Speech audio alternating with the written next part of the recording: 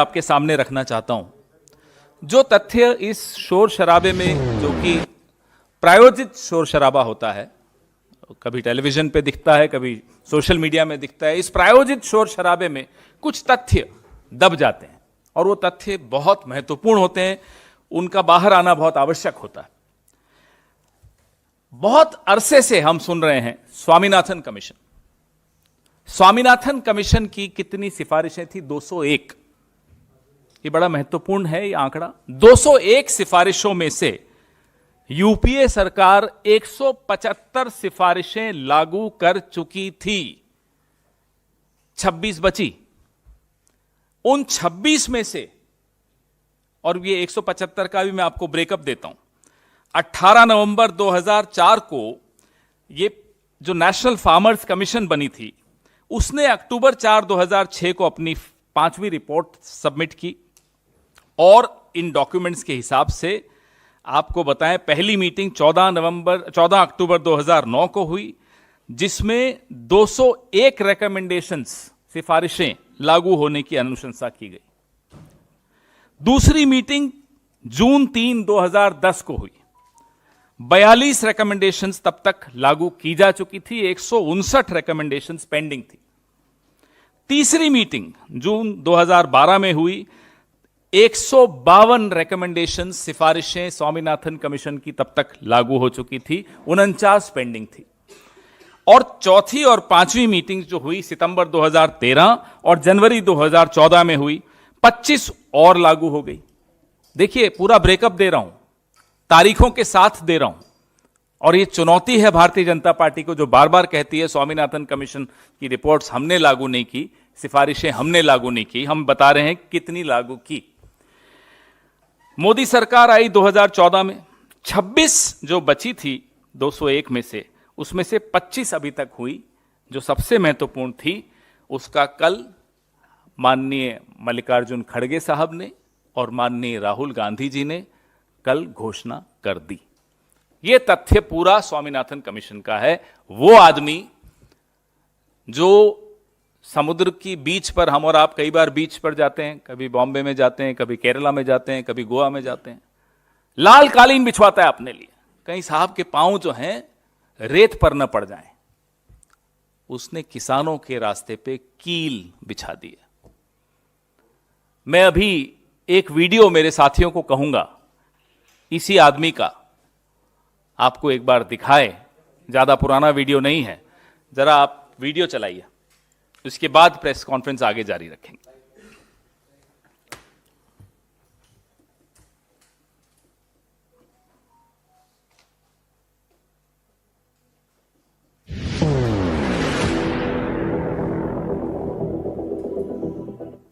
किसान को जो इनपुट कॉस्ट आता है, पानी का खर्चा, मजदूरी का खर्चा, बिजली का खर्चा, बीज का खर्चा, खाद का खर्चा, दवाई का खर्चा, जितना भी उसकी लागत होती है, उस लागत के ऊपर उसका 50% प्रॉफिट लिया जाएगा और उसको मिनिमम सपोर्ट प्राइस से खरीदा जाएगा। हमने कहा है कि हम सरकार में आएंगे तो किसान को जो लागत लगती है खेती करने में, उसका जो इनपुट कॉस्ट है, बीज होगा, पानी होगा, बिजली होगी, खाद होगा, दवाइयां होगी, मजदूरी होगी, जितना भी प्रकार का उसका खर्चा होता है, उस खर्चे का हिसाब लगाया जाएगा। उसके ऊपर 50% मुनाफा जोड़ दिया जाएगा और जो बनेगा वो सपोर्ट प्राइस होगी।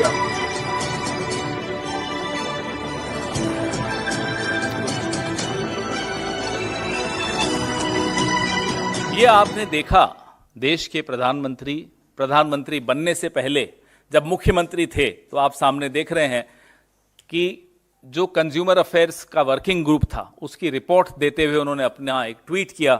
प्रधानमंत्री डॉक्टर मनमोहन सिंह जी को वो रिपोर्ट दी थी, जिसमें स्पष्ट तौर पे उस वक्त के गुजरात के मुख्यमंत्री एमएसपी के बहुत बड़े वकील बनकर सामने आए थे।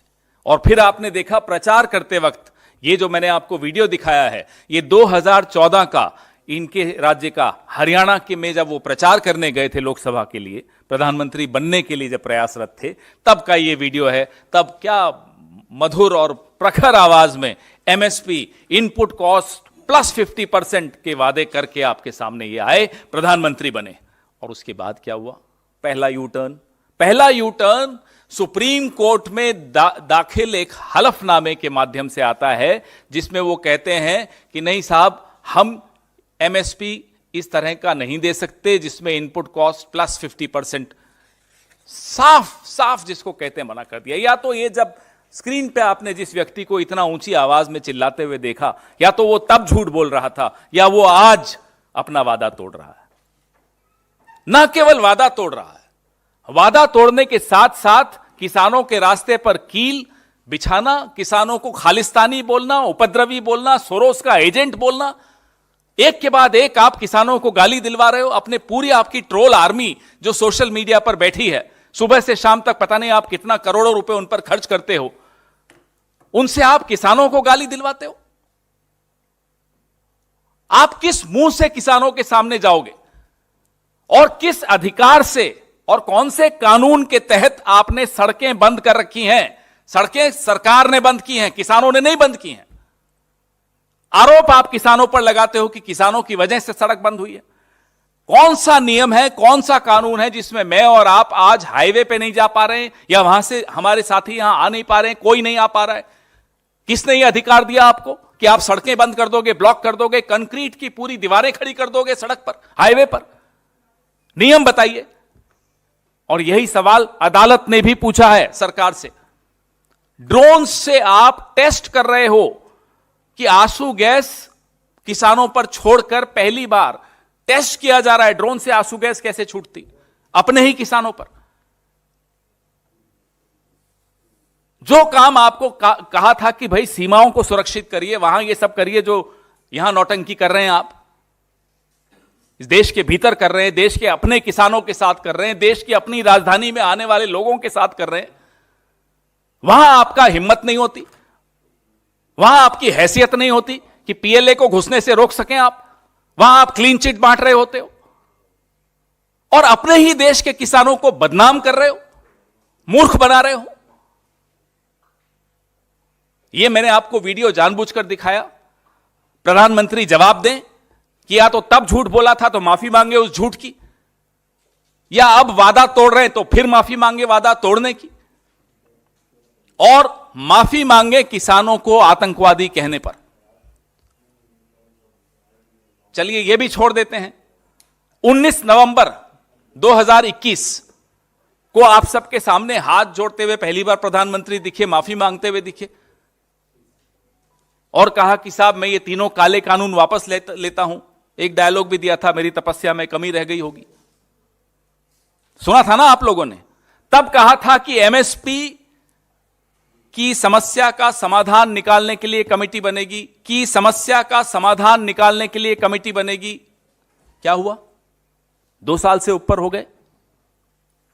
अब आप फिर से पलट रहे हो, फिर से किसानों को धोखा दे रहे हो, उनकी आंखों में धूल झोंक रहे हो। एक तो चोरी, ऊपर से सीना चोरी। मैं आपसे चोरी करूं और फिर आप ही को गाली दूं, यह हो रहा है आज इस देश के किसानों के साथ, और यह किया जा रहा है देश के प्रधानमंत्री द्वारा, देश की सरकार द्वारा, देश की सत्तारूढ़ दल द्वारा। आहत है, पूरा देश आहत है। ये नजारे जो सुबह से शाम तक टीवी पर दिख रहे हैं, उनको देख रबर बुलेट्स चलाई जा रही हैं, आंसू गैस छोड़े जा रहे हैं।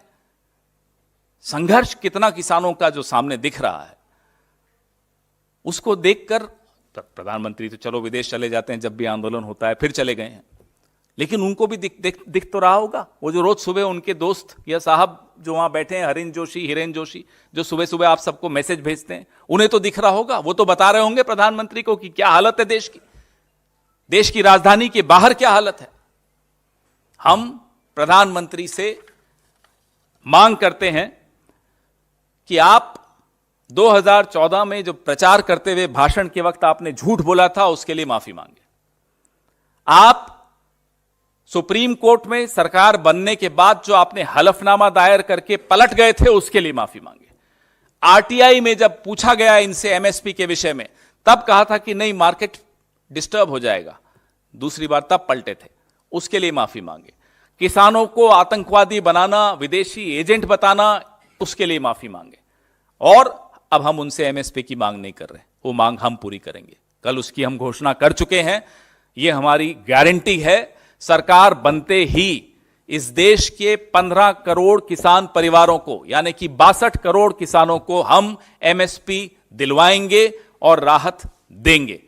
और एमएसपी दिलवाने का मतलब ये नहीं होता है, ये जिस तरह से हम सबको दिग्भ्रमित किया जा रहा है कि अरे साहब एमएसपी अगर आप दे देंगे तो एक्सचेकर पे लाखों करोड़ का नुकसान हो जाएगा। एमएसपी का अर्थ यह नहीं होता कि सारी उपज सरकार खरीद लेगी।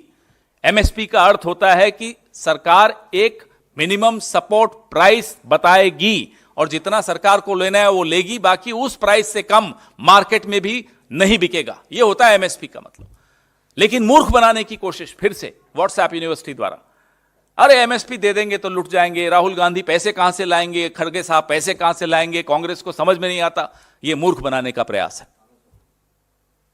इसलिए मुझे आप सबसे पूरी उम्मीद है, क्योंकि आप लोग काबिल रिपोर्टर्स हैं, आप होमवर्क किए बगैर न दिखाएंगे कुछ टीवी पर, न लिखेंगे कुछ अखबारों में, तो एमएसपी के बारे में जो दुष्प्रचार किया जा रहा है उसको जरूर आप बेनकाब कीजिए। आपके सवाल। सर, किसानों का 12 सवाल है जो मांग कर रहे हैं।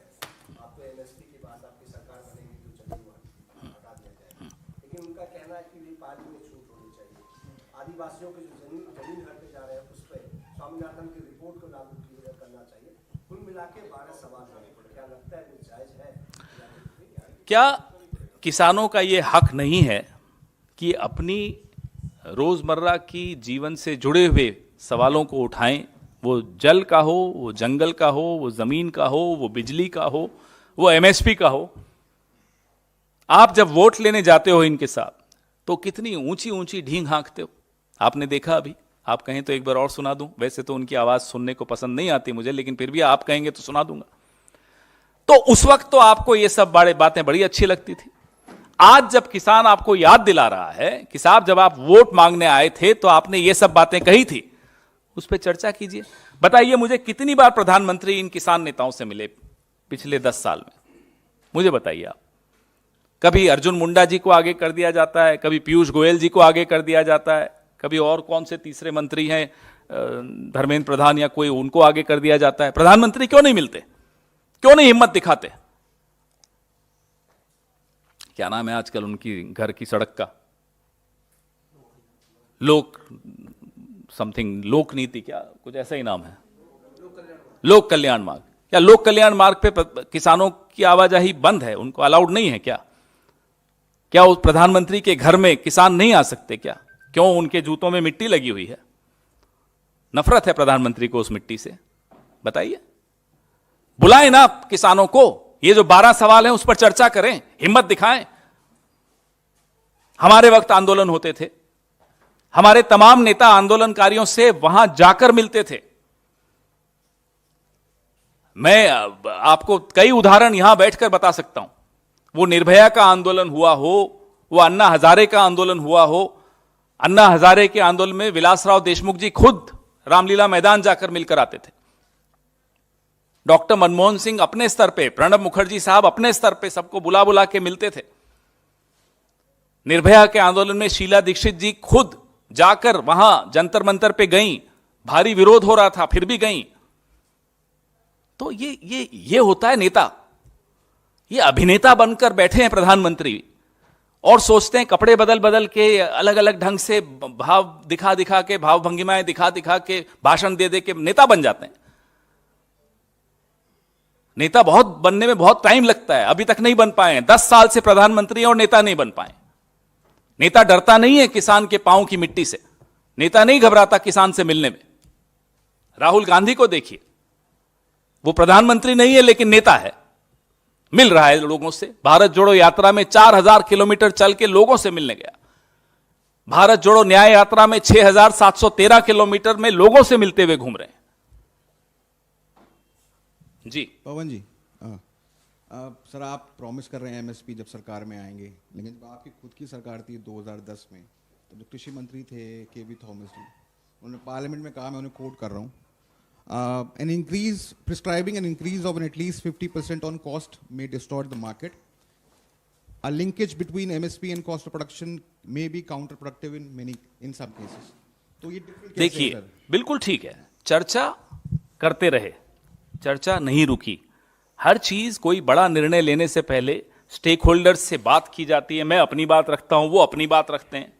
वो सब करने के पश्चात 201 में से 175 सिफारिशें लागू करने का भी काम यूपीए ने किया, और अब पूरी स्टडी करने के बाद यह निर्णय लिया गया है। आपने देखा हमारे रायपुर अधिवेशन में जो हमने कृषि संबंधित रेजोल्यूशन पास की थी, प्रस्ताव पारित किया था, मैं अभी विनीत जी आपको वो भी देंगे। तब से यह चर्चा हमारी विशेषज्ञों के साथ भी हुई, और अब हम दावे के साथ कह सकते हैं कि सरकार बनने के बाद हम एमएसपी लागू करके इस देश के 15 करोड़ किसानों परिवारों को लाभ पहुंचाएंगे, यानी कि 62 करोड़ किसानों को लाभ पहुंचाएंगे।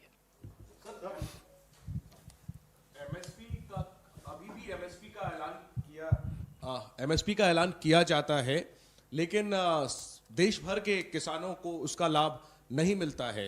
तो एमएसपी का कानून बन जाने से क्या फर्क पड़ जाएगा, सवाल एक। और दूसरा ये कि ऐसा क्यों है, आपको ऐसा क्या लगता है, ऐसा क्यों है कि सिर्फ देश के एक ही प्रदेश के एक ही वर्ग के किसान सड़क पर पहले भी ये आए थे आप और एक गलत बार बोल फिर रहे आए हैं। थे। तमिलनाडु का किसान, कल मैंने खुद आप लोगों में से ही किसी के चैनल में तमिलनाडु के किसानों को भी सुना, तेलंगाना के किसानों को भी सुनते हैं। पूरे देश के किसानों का समर्थन इस आंदोलन को है, और एमएसपी का कानून पारित होने से कम यह सुनिश्चित हो जाएगा कि किसान को उसकी फसल का दाम मिलेगा, उसका शोषण नहीं होगा। सर, एक वीडियो आ रहा है जिसमें राहुल गांधी एक पीड़ित किसान से बातचीत कर रहे हैं। जी, उसके देख आखिरी भाग में जब राहुल गांधी कहते हैं कि बेस्ट ऑफ लक, लगे रहिए, आप देश के लिए काम कर रहे हैं, तो बीजेपी कहना है कि जब वो पत्थर मारते हैं तो राहुल गांधी उनको उकसा रहे हैं। ये इसमें उकसाने की क्या बात है? ये देखिए, यही है, आप देश के किसानों को जब तक वो आपको वोट देते हैं तब तक तो अपना मानते हो,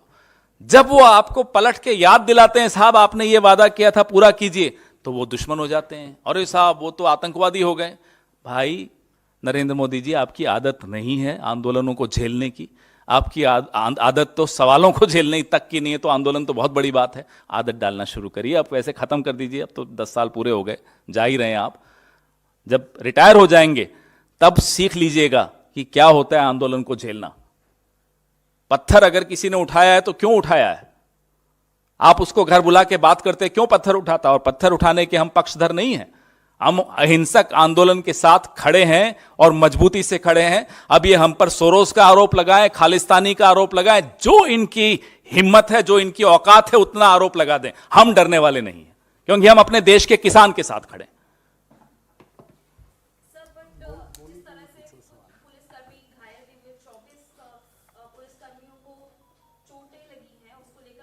रबर बुलेट किसने चलाई थी? आप में से ही किसी के पत्रकार पर, जो आज भी अस्पताल में है।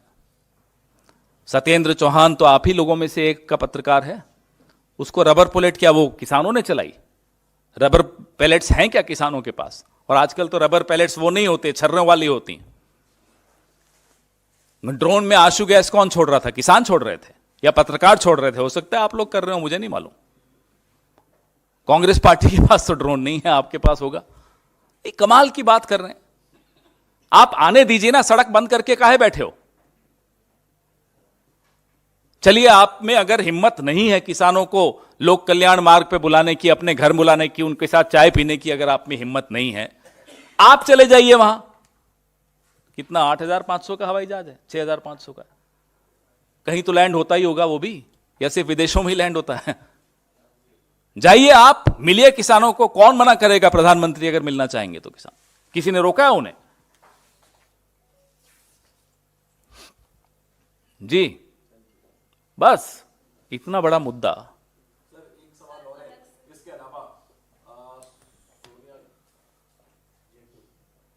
राज्यसभा की जो फ्रेंड लिस्ट जारी हुई है उसमें सोनिया गांधी का नाम है। खैर, अब उन्होंने तो नामांकन दाखिल कर दिया है।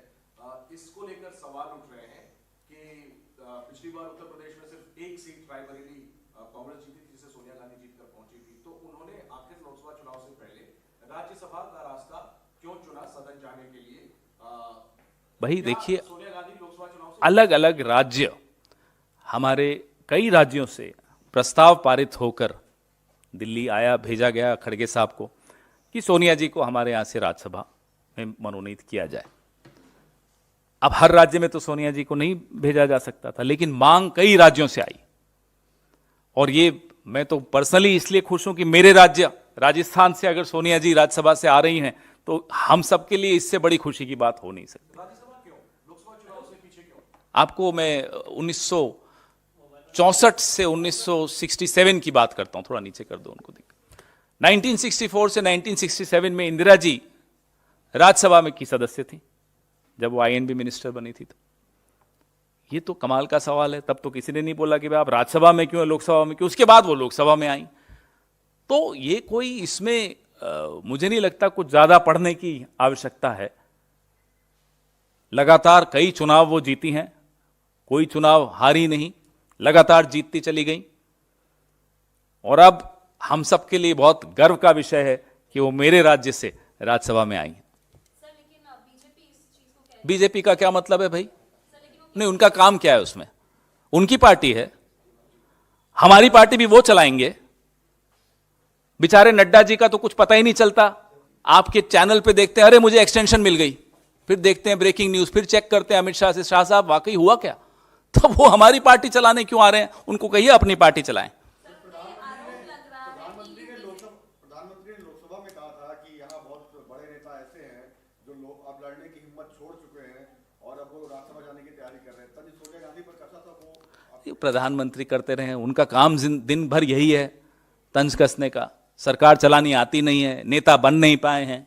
इसी तरह की परेश रावल से ट्रेनिंग ले लेकर बोलते रहते हैं, पार्लियामेंट में भी और बाहर भी। तो बोलने दो। अब बेचारे खर्चा भी किया होगा, परेश रावल को शायद टिकट भी दी थी उसके बाद।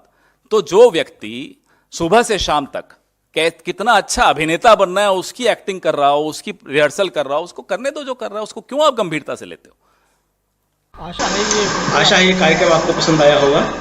इस वीडियो को ज़्यादा से ज़्यादा शेयर करें, लाइक करें और कमेंट करके बताएं आपकी राय क्या है। और अगर आपने हमारा यूट्यूब चैनल अभी तक सब्सक्राइब नहीं किया है तो तुरंत इसको सब्सक्राइब कर लीजिए और बेल आइकन भी दबा दीजिएगा, ताकि अगली जब वीडियो अपलोड हो तो आपके पास इसका नोटिफिकेशन पहुंच सके। और अगर आपने हमारा फेसबुक पेज फॉलो नहीं किया है, फेसबुक पेज को भी फॉलो करें। धन्यवाद।